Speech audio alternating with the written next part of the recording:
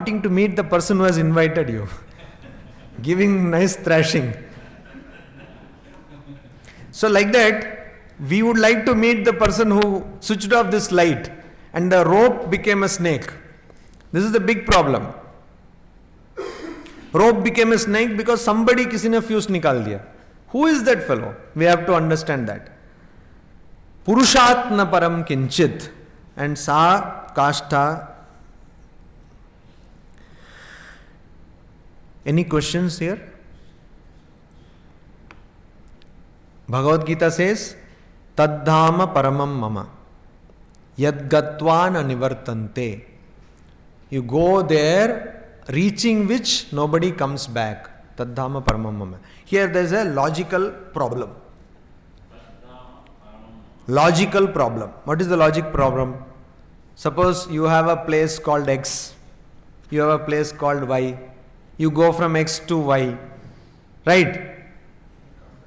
So you can also come back from Y to X. That is logic, no? If you can go from X to Y, why is it that you cannot come back from Y to X? If you are able to go, then you should be able to come back also. You need. When somebody becomes mature, he cannot become immature. Because once you have reached the maturity level, that means you are mature. You cannot come back to immature. So when you reach this particular stage, you need not remain physically there or something like that. Your perception. So people also become sometimes immature. Your perception or what it changes and that. You cease to exist once you reach Y. As an individual. You transcended Maya, so we cannot come to Maya planes again. Maya. So yes, what he said is correct. Actually the point is that this is just an imagery. Taddhama, dhama means abode, my residence or abode. So yadgatva na nivartante, reaching which you cannot come back. Taddhama paramamama, that is my supreme abode. But actually it is not a place. It is not going anywhere. To make us understand, it is been told like that you go. But like he gave another example, you become immature and then immature. But in daily life, in real world, there are many people who are seemingly mature but very immature. Many people who are very immature seemingly but very mature. So that part I don't buy that argument that once you become mature you will not become. In some matters you are mature, in some you are immature.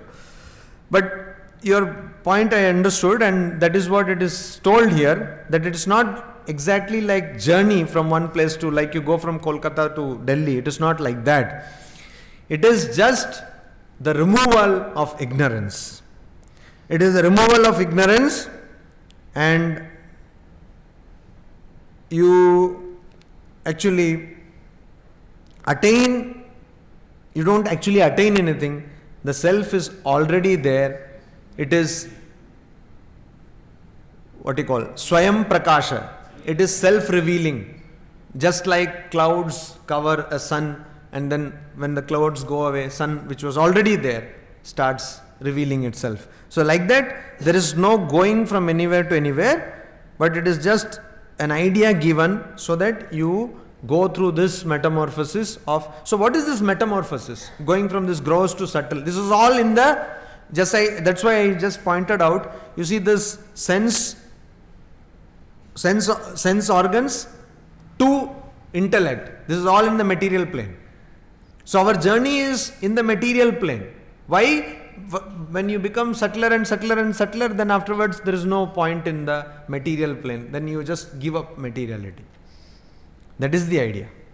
This whole journey or this cleaning or this evolution is only in the material plane, because by nature you are spiritual. You don't need any evolution there. You are already evolved. So as an answer to this question, the next mantra comes. This I have told many times here. Esha sarveshu bhuteshu guro atma na prakashate Drishyate tvagraya buddhya Sukshmaya Sukshmadarshibhihi. So now the answer is given. In Bhagavad Gita, Sri Krishna tells to Arjuna in many ways, many places, that I Hriddeshe Arjuna Tishtati Yantra Rudani Mayaya, and I am sitting in the heart of all the human beings, all the beings. And Yantra Arudani Maya. I am as though, you see, somebody is sitting in a, say, Land Rover. बोलना ही है तो बड़ा बोलो. Land Rover. You're sitting on a Land Rover. Yantra Aruda means you are sitting on top of a yantra, an equipment. Maya. How is that happening? You are Brahman, everything Brahman, then how somebody sits on something? Maya. This is because of ignorance. Using ignorance or using the cosmic power of delusion. See, this is also a power of delusion. God deludes you. There is a famous anecdote of Narada and Krishna. What is that? Narada, Krishna is thirsty. So what is it? Why did Krishna become thirsty? Because Narada wanted to understand what is Maya. So what happened? He went through a whole drama of getting married. Married, and then this fellow goes and knocks at the door of somebody, and a beautiful woman comes out, and then just when you see the opposite sex, everything you forget. That's how it is. So then he forgets everything. Then he goes, and then they marry, and then they have children, and there is flood, and one by one children all drown, and then finally then he is also drowning. Then he says Narayana, Narayana, and then Krishna comes and, where is my water? So Vishnu comes and says, where is my water? Then he says, oh, this is Maya. So Maya means, that's why Swamiji said, statement of facts. It's nothing but what is actually happening. You cannot explain it. The moment you start explaining it, everything becomes complicated. So don't even try. That is what Swamiji is telling. It's a statement of facts. Maya is a statement of facts. Esha sarveshu bhuteshu. Esha sarveshu bhuteshu. In this, actually, this Purusha or this Atman, sarveshu bhuteshu gudaha atmana prakashete. This Purusha is the soul, which is self, which is hidden in all the beings. Na prakashate, not. That is why Swami Vivekananda told. What did he tell? What did Swami Vivekananda tell? Each soul is potentially divine. Potentially divine. Potentially divine, not manifested. When he says each soul, that means souls are different. That soul I think not is. Each soul means the souls are different. That is for the sake of understanding of lesser mortals like us, he has told each soul. Actually, there are no many souls. In another letter, he will say, it is not that this is God, that is God. Only God is. So only God is there, only Brahman is there, nothing else is there. But if he talks like that, none of us will understand. So that's what. Here also, Sarveshu Bhuteshu means, does that mean that so many Bhutan, means so many beings are there? No. But why then the Upanishad says Sarveshu Bhuteshu? That because that's what we perceive. As he said, in the general sense, religious. Similarly, in the general sense, soul. But in the true sense, that will not be the meaning. Here also, you see, Upanishad says Sarveshu Bhuteshu. That means, does Upanishad accept that there are many realities? No. But the soul word, somebody used. No, soul means that's what? As you see. As you see. As you see. So, each soul is potential. I am not talking about that soul. I am talking about the divinity. Each soul is potentially divine. You missed the point. I am not talking about the Atma, the soul. Here Atma is told by Swamiji by the word divine, divinity. Potentially divine, but not manifested. The goal is to manifest this divinity within. What is religion? Religion is to manifest, to make this happen. Arey, what is the use of such a God who is sitting somewhere in some cosmology, some cosmic world, who is of no use to you in your daily life? What is the use of such a God who cannot bring happiness in your life? What is the use of such a God who cannot give you a tremendous potentiality in your life? Always you are telling, I am a sinner, I cannot do this, यहाँ करने से वो हो जाएगा, वहाँ करने से वो हो जाएगा, पाप करने से ये हो जाएगा, and all people go to Himalayas and do all sorts of paps there. And that is why Mother Ganga has to wash away all the sins. What is the use of such religion? Throw away this religion, not necessary. Religion is a self-affirming religion. And religion, Swamiji says, Vedanta, it will make you a better farmer. You are an engineer, it will make you a better engineer. A doctor, a better engineer. A thief, a better thief. Why not? It will give you, it will unleash the potential between you, hidden within you, because you are the Atman. Each soul is potentially divine. A tremendous potentiality is hidden with this one statement, which will change the face of the world. Today, whether we accept it or not, we give political color to Swami Vivekananda, but we have to accept that world has to converge and come and understand these two statements. As many faiths, so many paths. We call it pluralism in sociology. You call it by any name, you have to accept it. And each soul is potentially divine. We call it humanism in sociology, but that also has to be accepted.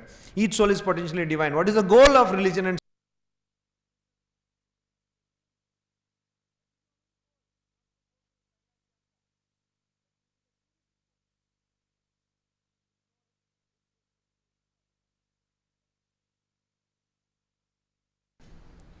that is the goal. Do this by work, worship, psychic control, or knowledge. Either by one or more, one or two or more of this doctrines, dogmas, rituals, temples, books are all but secondary details. Now, before that he says, this is the whole of religion.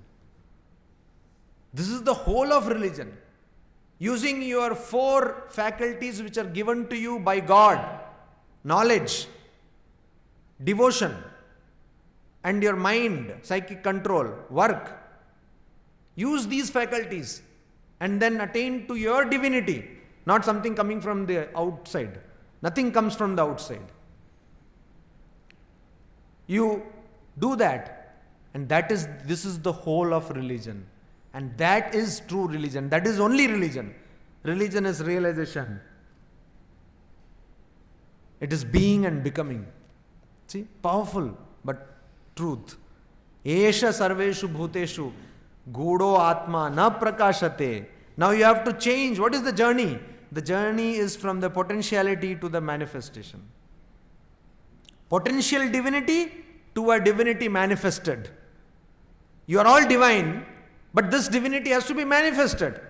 What is the use of japa? You continuously do japa, and when you talk to your servant, you talk in such a language and in abusive language, you don't even treat that person, he or she, as a human being. What is the use of such religion? Religion will make you more loving. Religion will bring more service spirit in you. Religion will make you encompass the entire world inside you. If it does not do it, then you are following a wrong path. You are not following religion. Because religion's goal can never be diversity. It is always unity. Any religion. Religion always converges. It does not diverge. See, this is what Swami Vivekananda told in the Parliament of Religion. This is what Swami Vivekananda wanted us to practice. This is what he says in the example of the frog in the well. You think you have read some scriptures and you think you have understood everything. A frog which is in the well jumps from this side to that side and say, oh, is the ocean this big? No. 2 times it jumps and it is big? No. Then you are a liar. You don't know what you are talking about. Because you don't understand my religion or my thinking, you think that what you are telling is the end of religion. No. There can be 1,000 viewpoints. We call it phenomenology in religion. You can think of the same point through different methods, different ways. Religion is realization. Each soul is potentially divine. So, Gudo Atma na prakashate. It does not. Guda. It is hidden. Hidden. Na prakashate. Each soul is potentially divine. So you may ask, why is it that I don't see divinity in other people? Because it is not visible. It is not visible. Thank God. Otherwise there will be so more gurus and matajis. Many more. It is good that it is not visible. But the goal is to manifest. But it should be visible at least to you. It is bad if it is not visible to you. At least you should know about your divinity. Drishyate. But to whom is it visible? To. Now the Upanishad says that don't worry. It is not that it is not visible and it will remain invisible always. Tu. But drishyate. It is seen. Agraya buddhya. By sharp intellect. Buddhya means intellect. Through intellect. Buddhya means through intellect. But not just any intellect. Agraya buddhya. Very sharp intellect. Sukshmaya. Through subtle intellect. Sukshma darshibhihi. So Sukshma darshibhihi can see those things. Who are Sukshma darshibhihi? So Sukshma darshi means you have to become a microscope. Sukshma darshi, you can call a microscope a Sukshma darshi, one which sees things which are Sukshma, subtle. So you become an electron microscope. It becomes, you can see finer things. See, there was one person who said that electron microscope can be used to see electron. So that is, this happened when somebody was giving a class of Vedanta to a group of monks in Ramakrishna mission. So you see, people become carried away. Without understanding basic concepts, they get carried away. So they were, among the students was a person who was earlier working in NASA. So he was there. He's a PhD in engineering and all that, NASA. Okay. So he was working there. And now now he had become a monk and he was attending this class, and this class, the person who was giving the class said that, yes, now you see by electron microscope you can see an electron. So electron microscope is different. You use bombarding of electrons to see subtler particles. You can't see electrons at least. So this person, he started laughing like that, in the desk itself. Then the person got annoyed. What is this? What is this? So no, electron microscope is not that what you're telling. Don't get too much carried away. Like I heard another one person, he says, is very commonly I hear so many people saying, relativity. Yes, everything is relative. What?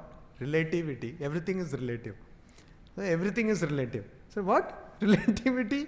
Einstein's principle of relativity means everything is relative. Because it's so easy, relative and relative. And who will study all that relativity and go into all that headache? So relative. Worse still, how many of you are aware of postmodernism? There is something called as deconstruction in that. Somebody gave a lecture and told, yes, we have to deconstruct. We have to construct buildings and deconstruct. So, the height of ignorance one can go to. So no, electron microscope will enable you to see finer things. And that's why it's my request, if I am anytime, anywhere wrong, please correct me, okay? I request you that you need to correct, because you should not.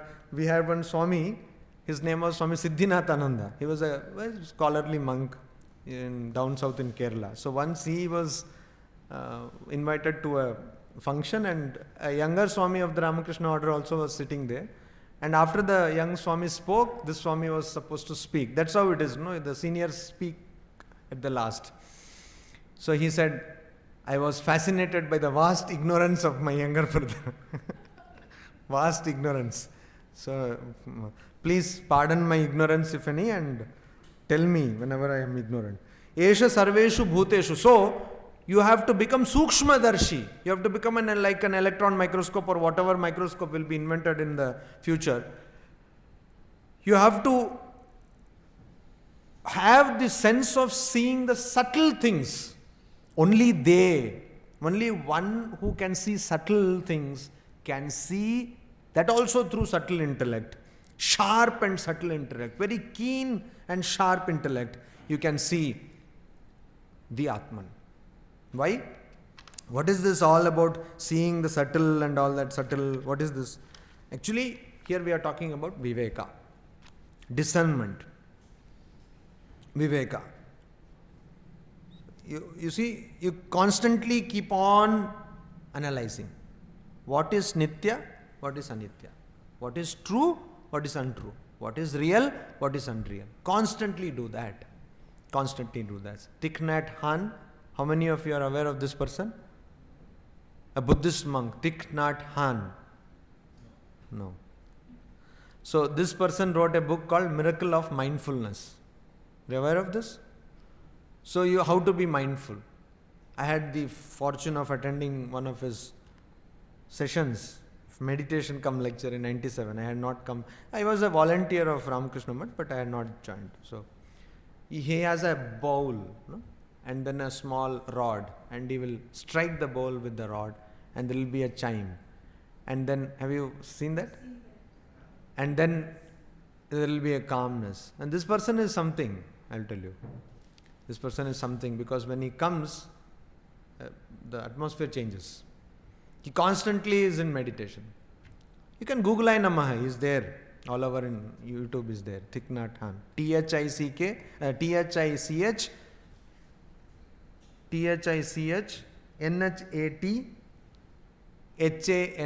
3 words. Thich Nhat Hanh. NHAT. So, Miracle of Mindfulness, Bhuteshanji Maharaj used to like this book very much. He used to prescribe this book to the younger monks and brahmacharis.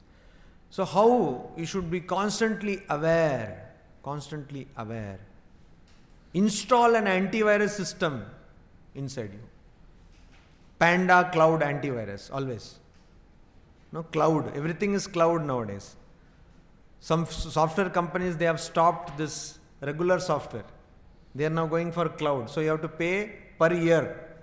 So it is becoming increasingly difficult to purchase software. So cloud, everything on the cloud. Chrome has brought Chrome OS. So they give you Chrome notebook in USA, and it will have all the software, whatever you need, but on the cloud. Everything will be on the internet. So cloud, very cloudy affair. So you have an internet, here you have an antivirus system. Always.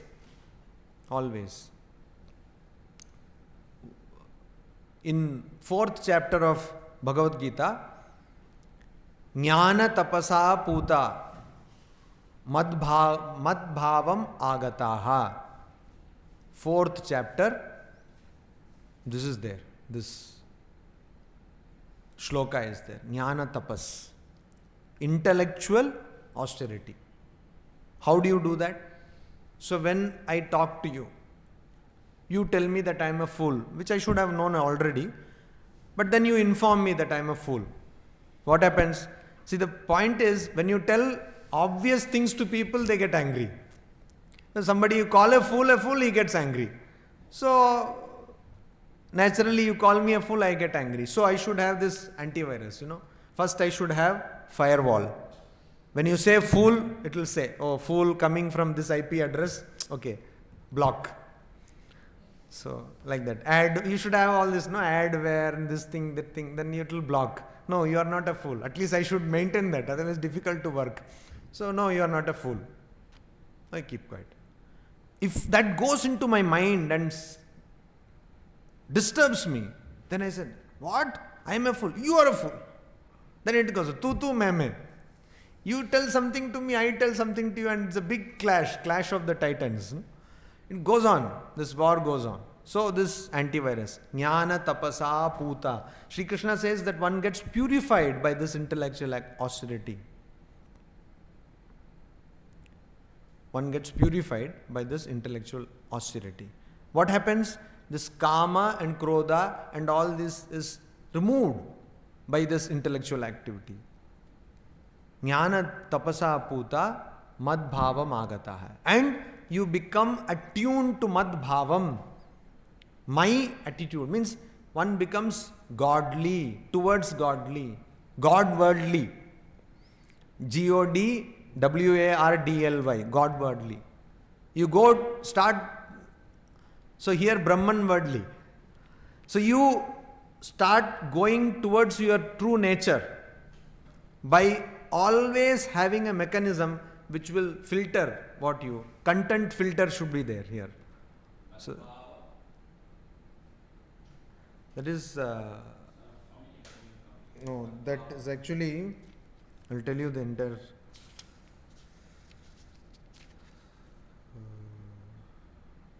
Vitaraga Bhaya Krodha. Vitaraga, 4th chapter, 10th shloka. Vitaraga Bhaya Krodha Manmaya Mam Upashritaha. Vitaraga Bhaya Krodha. Raga means attachment, Bhaya means fear, Krodha means anger. Vita, having conquered attachment, fear and anger, Manmaya Mam Upashritaha. One who is always thinking about me and follows me. Mam Upashritaha, and depends on me. Bahavo Jnana Tapasa.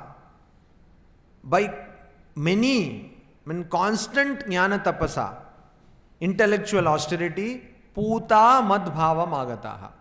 He becomes purified and Madbhavam Agataha, comes to me or attains to me. So this is what we need to do. We need to purify ourselves. How? Not using Dove sabun and all that. That is necessary. You see, every day you have half-page advertisement, you become fair. So much, everybody wants to become fair. It is not fair. Very unfair. What will happen to people who can't become fair? Will you paint them or what? Why is so much of, obsession with skin color? I don't know. But we have. Everybody has to be fair. The actors have to be fair. This has to be fair. In all unfairness, this is going on. So, not that kind of cleansing, but cleansing of our mind, of our own impulses, instincts. This kama, vita, raga, bhaya, krodha.